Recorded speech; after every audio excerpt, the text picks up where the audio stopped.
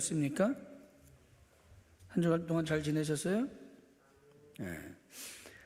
부활주일에 우리가 같이 하나님 앞에 예배를 드리고 또 이렇게 두 번째로 영상 예배와 실 예배를 같이 드리게 하신 하나님 앞에 감사를 드립니다. 오늘 본문은 저와 여러분이 잘 아는 말씀으로 이 여호수아서에 있는 말씀이에요. 이 여호수아서는 크게 네 부분으로 되어져 있는데 첫 번째는 1장에서 5장까지에 있는 부분으로 이 부분은 이제 가나안 땅의 정복을 위해서 이스라엘 백성들이 준비하는 단계를 말씀하고 있고요. 두 번째 단락은 6장에서 12장까지의 말씀으로 가나안 정복의 이야기가 거기에 담겨져 있어요. 그리고 13장서부터 21장까지는 가나안 땅의 분배에 대한 이야기가 담겨져 있고요. 또 마지막 22장서부터 24장까지는 이제 그 이후에 땅 분배 이후에 하나님께서 너희들이 어떻게 살아야 될 것인가에 대한 이야기를 담고 있는 것이 22장서부터 24장까지의 말씀입니다. 오늘 본문은 그 첫 번째 단락의 끝부분이에요. 그러니까 5장에서 5장까지 준비 단계와 6장의 정복의 사건 바로 그 끝자락에 5장 마지막에 있는 말씀인데 이 마지막으로 넘어가는 부분에 조금은 이제 이 말씀이 조금은 다른 이야기의 말씀으로 이제 이어져 갑니다. 정복을 하기 위해서 준비하는데 그 마지막을 어떻게 준비할 것인가가 이 말씀에 들어가 있는 거예요. 자, 오늘 본문을 보면 이제 오늘 본문을 보면 10절에 보면 이렇게 말합니다. 10절 우리 같이 읽을까요? 10절입니다. 같이 합니다. 시작.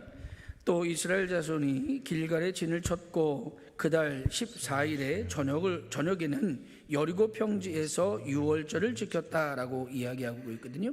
즉 길갈에 진을 치고 이 유월절이 가까이 왔을 때 지금 여기가 어디냐면 여리고 평지예요. 근데 그때가 어느 때냐면요, 그때가 유월절이라고 성경은 말하고 있어요. 여러분, 유월절은 어느 때입니까? 유월절은 뭐 하는 절기죠? 이스라엘 백성이 출애굽할 때 하나님께서 애굽에 있는 모든 사람이나 짐승의 장자를 치신 때를, 이 때가 바로 유월절이에요. 그래서 넘어간다라는 뭐 그런 뜻이 있잖아요. 오늘 요 첫 번째 이 때에 대한 이야기를 좀 하려고 해요.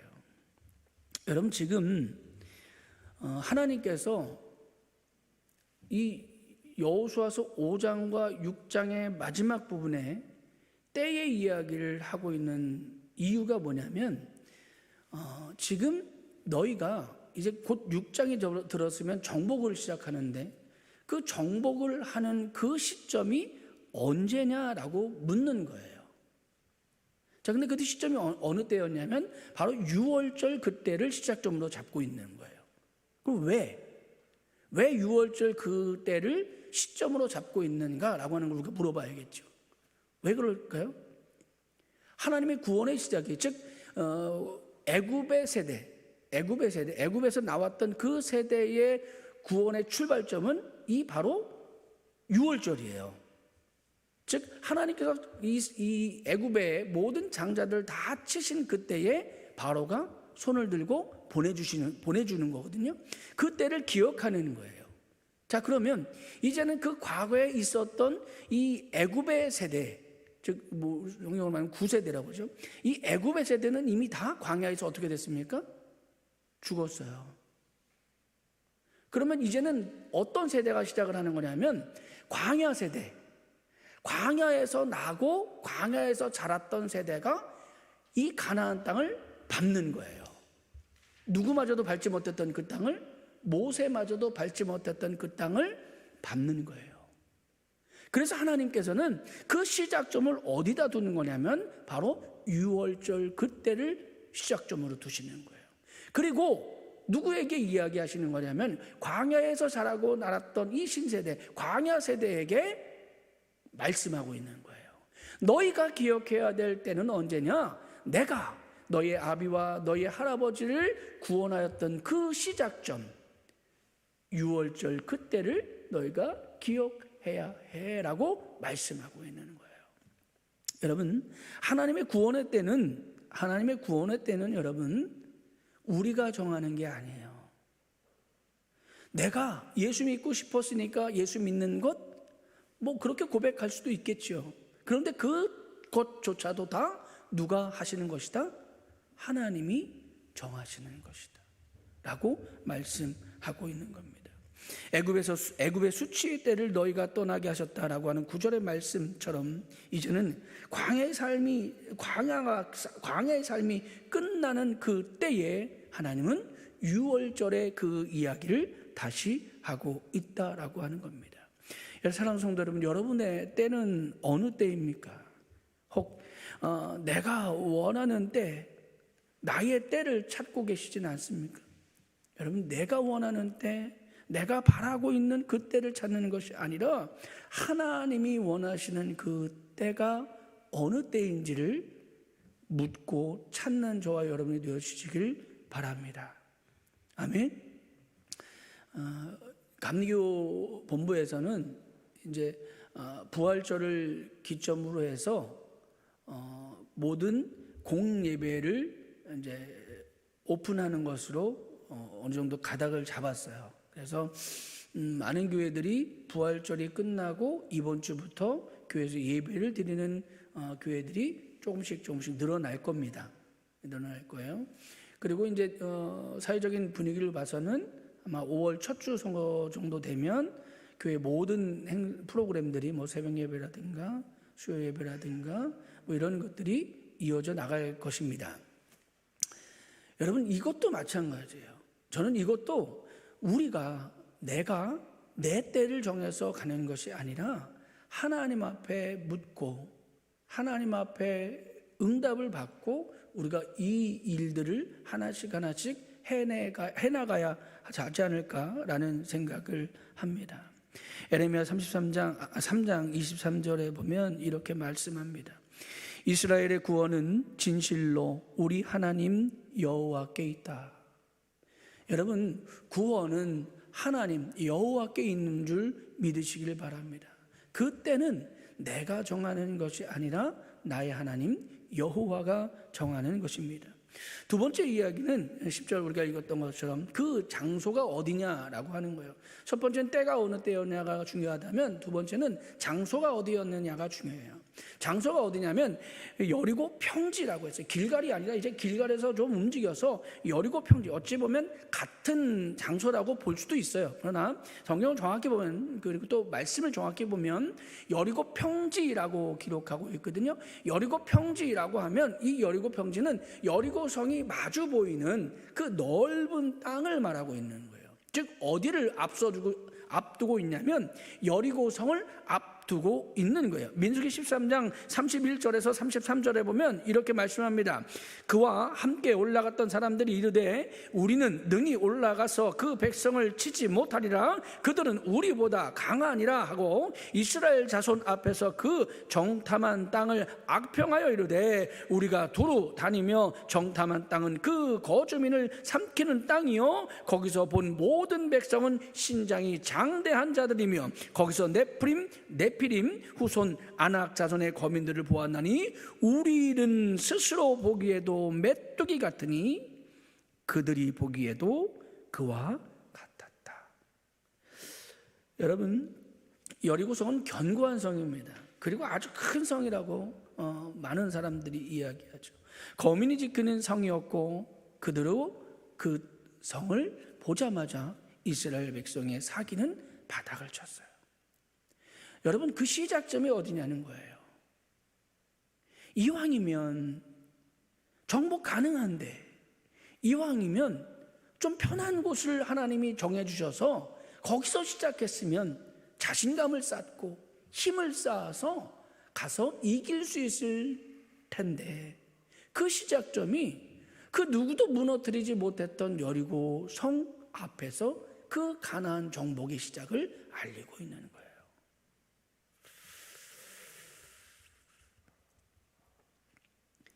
내 힘으로는 도저히 이길 수 없었던 장소, 나의 힘과 능력으로는 도저히 해결할 수 없는 문제에 부딪힌 그 장소.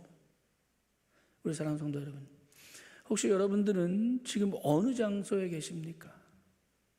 혹시 여러분도 오늘 본문의 말씀처럼 여리고 성을 맞닥뜨리고 있는 이스라엘 백성과 같은 장소에 계시지는 않느냐 말입니다. 그러나 여러분, 그때 여호수아가 눈을 들어 본즉 한 사람이 칼을 빼어 손을 들고 마주 서 있다라고 성경은 말합니다. 여러분, 모든 사람들이 안 된다라고 이야기할 때, 모든 사람들이 불가능하다라고 이야기할 때, 힘들다고 이야기할 때 누가 일하시냐면 하나님이 일하시는 거예요. 믿으십니까? 자, 이 사람을 보고 여호수아가 이렇게 묻습니다. 당신은 누구의 편입니까? 라고 묻습니다. 나의 편입니까? 아니면 여리고의 편입니까? 라고 묻는 거예요. 그때 이 사람이 여호수아의 생각과는 전혀 다르게 그의 생각을 뛰어넘고 전혀 예상치 못한 대답을 하는데, 그는 이렇게 말합니다. 자신은 어느 누구의 편도 아닌 하나님의 편이다라고 말하고 있는 겁니다. 마치 여호수아에게 이렇게 묻는 것 같죠? 지금 너는 누구의 편이니? 마치 여호수아에게 묻는 거예요. 되묻는 거예요. 너는 누구의 편이니? 어저께 이제 교인들하고 이런저런 일을 하면서 하다가 제가 그런 얘기를 했던 것을 기억나요. 목회자는 우산을 파는 자녀와 남학신을 파는 자녀를 둔 부모와 같다라고 얘기를 했던 것을 기억해요. 이쪽 성도들은 평안하고 잘 되는 것 같은데, 또 반대쪽에 있는 성도들은 힘들고 어려워서 고난을 받는 성도들도 있어요. 웃을 수도 없고, 아니 웃고 있을 수만도 없고 울고 있을 수만도 없는 것, 누구의 편도 들어줄 수 없는 것, 이게 바로 목회자의 선 자리가 아닌가 생각이 되어집니다. 여러분, 목회자만 그렇습니까? 아니에요. 전 여러분도 마찬가지라고 믿습니다. 여러분, 하나님께서 혹은 다른 사람들이 당신은 누구의 편입니까? 라고 물을 때 저와 여러분이 난 하나님의 편입니다 라고 말할 수 있는 저와 여러분 되어지시길 바랍니다. 자, 그렇다면 여러분, 하나님의 편에 선다라고 하는 것은 뭡니까? 하나님의 편에 선다라고 하는 것은 이 출애굽의 9세대, 즉 이 애굽의 세대의 사람들이 가나안 땅, 젖과 꿀이 흐르는 이 땅을 달라고 아우성을 치던 그때입니다. 민수기 20장을 보면 이렇게 말해요. 민수기 20장은 하나님의 편이 아닌 자신들의 편에 서달라고 이야기하는 거예요. 즉 나는 하나님의 편에 서 있는 것이 아니라 나 스스로의 편에 서 있다라고 이 민수기 20장은 말해요. 민수기 20장의 얘기 뭐냐면 백성들이 모세와 다투는 거예요. 막 다투면서 너 아니면 너 때문에, 너와 같은 사람들 때문에 내가 지금 젖과 꿀이 흐르는 애굽 땅에서 나와서 아무 심을 것도 없고 아무 거둘 것도 없고 마실 것도 없고 먹을 것이 없는 이 광야에서 죽게 되었다라고 모세에게 항변하는 거예요. 하나님의 구원의 때에 유월절을 직접 보았던 그들이, 애굽의 세대가 그때를 잃어버리는 거예요. 보았으면서도, 만졌으면서도,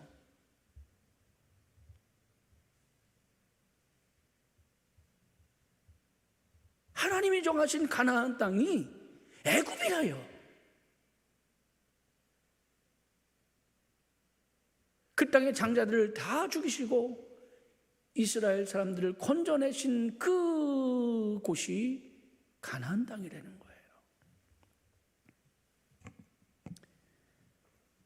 그들은 종의 장소였던 애굽을 그리워합니다. 그것은 하나님의 편에 선 것이 아니라 바로 자신들의 편에 선 것이에요. 그쯤에 슬로보스의 5딸들의 이야기가 나오는데 그 5딸들이 하나님의 편에 서요. 그리고 그렇게 말합니다.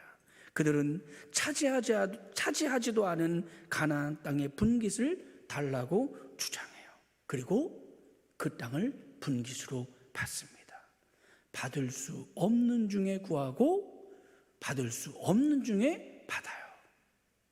여러분, 하나님의 편에 선 사람은 내일의 빛 아래서 오늘을 해석하는 사람들이에요. 하나님이 미래에 다음에 주실 것을 이미 내가 이 땅에서 내가 받고 있다라고 하는 것을 믿음으로 고백하는 사람이 하나님의 편에 선 사람인 줄 믿으시길 바랍니다. 광야가 현실이고 실제라고 부르짖으며 그 광야 안에서 죽어간 애굽의 세대가 아니라 하나님의 말씀만이 진정한 현실이고 유일한 실제라고 확신으로 오늘을 살아가는 이 출애굽의 광야의 세대, 새로운 세대, 슬로보아스의 5딸들과 여호수아와 갈렙 같은 이 사람들이 바로 하나님의 편에 선 사람이라고 말씀하고 있는 겁니다. 그때 이 하나님의 군대 장관이 그에 그치지 않고 이렇게 말합니다. 내 발에 신을 벗으라. 내가 선 곳은 거룩하니라 라고 말합니다. 여러분, 내가 하나님의 편에 선다라고 하는 것은 나의 발에 신을 벗는 것과 같아요. 내가 원하고 내가 의지하던 길에서 멈추는 것. 인간적인 힘과 의지로 오염되었던 내 신을 벗어버리는 것. 자신의 뜻대로 문제를 해결하려고 하다가 모든 것을 잃어버리고 숨어 살던 모세에게 하나님이 똑같은 말씀을 하셔요. 하나님이 이르시되 이리로 가까이 오지 말라. 내가 선 곳은 거룩한 땅이니 내 발에서 신을 벗으라. 출애굽기 3장 5절에 있는 말씀입니다. 여러분, 여호수아에게도 똑같은 말씀이 전달되었던 거예요.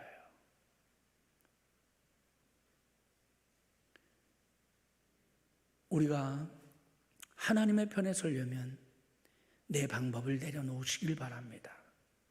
내 신을 벗으시길 바랍니다. 내가 가고 싶은 곳이 아니라 하나님이 원하시는 곳으로 갈 수 있는 저와 여러분이 되어지시길 바랍니다.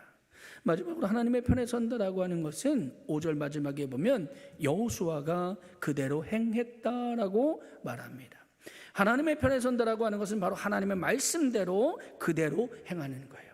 여러분, 갈렙은 하나님의 편에 섰던 사람 중에 하나입니다. 여호수아서 14장 14절은 이렇게 표현합니다.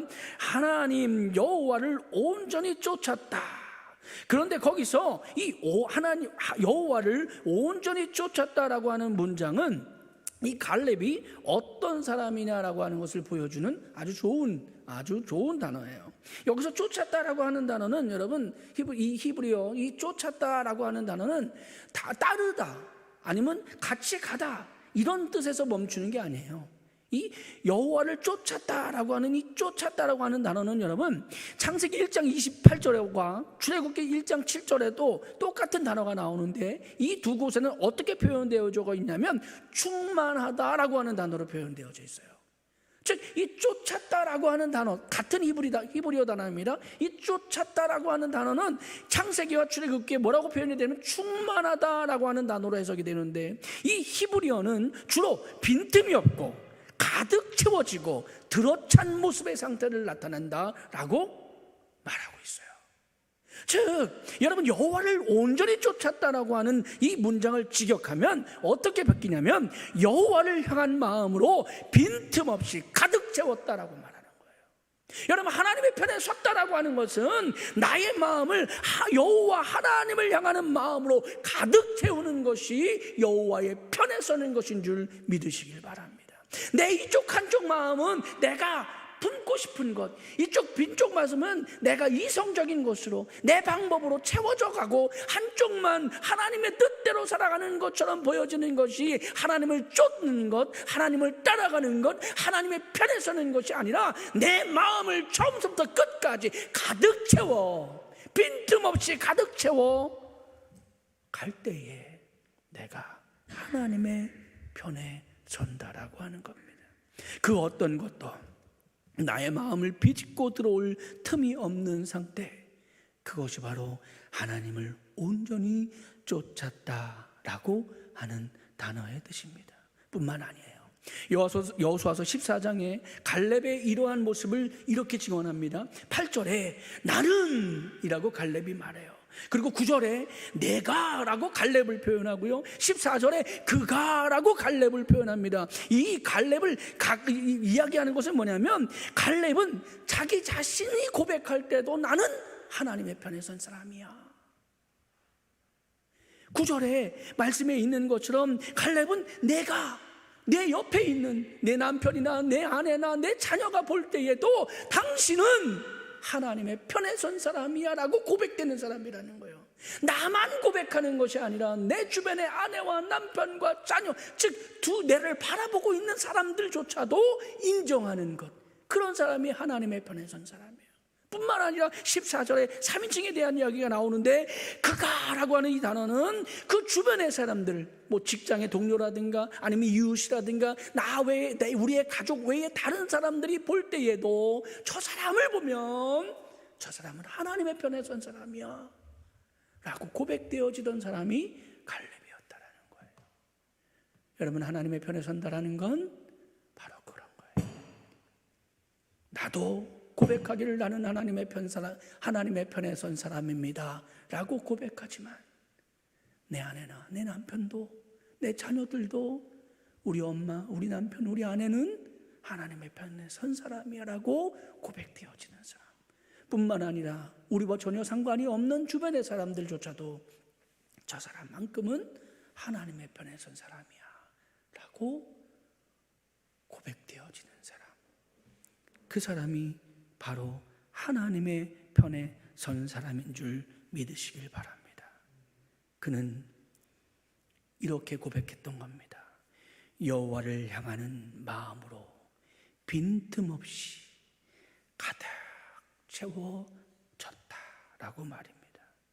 우리 사랑하는 장정교 성도 여러분, 오늘 예배를 함께 드리는 사랑하는 성도 여러분, 여러분 스스로의 고백도, 여러분 주변에 있는 사람들의 고백도, 여러분을 모르는 사람들의 고백도 여러분에 대하여 고백할 때 당신은 여호와를 향하는 마음으로 빈틈없이 가득 채운 사람이다 라고 고백받는 저와 여러분이 되어지시길 간절히 바랍니다.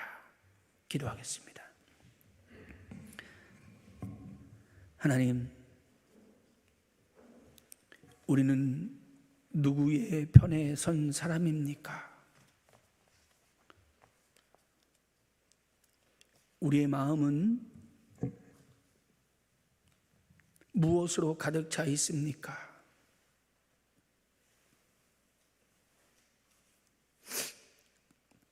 내가 원하는 것으로, 내가 바라는 것으로 가득 차 있는 것이 아니라 어느 일부분만 하나님을 향하고 일부분은 세상을 향하여 가는 마음이 아니라 온전히